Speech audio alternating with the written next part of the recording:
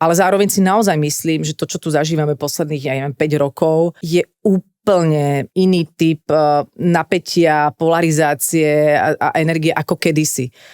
Že predtým bola, by som povedala, že politika taká voľnočasová aktivita a koníček, že či sa ideme o tom baviť pri pive alebo nie. A sú takí, ktorí sa chcú baviť o politike, a potom sú takí, ktorí sa nechcú. Ale teraz ako keby to rozpažilo tie svoje chápadlá všade a pritom v konečnom dôsledku z môjho pohľadu často vôbec nejde o politiku, ale o nejaké úplne ľudské témy, ako napríklad zmeny v ústave alebo pohľad na LGBT ľudí. A tam, keď ideme do jadra všetkých tých vecí, tak je to nejakých ľudských hodnotách. Vždy tá politika to tak pretransformuje do tej svojej hry a ľudia sa toho radi chytajú. No. Ešte vás to? Nie, nemá ma to prečo štvať. Moje štvanie by tomu nejako neprospelo, ani by nič nevyriešilo.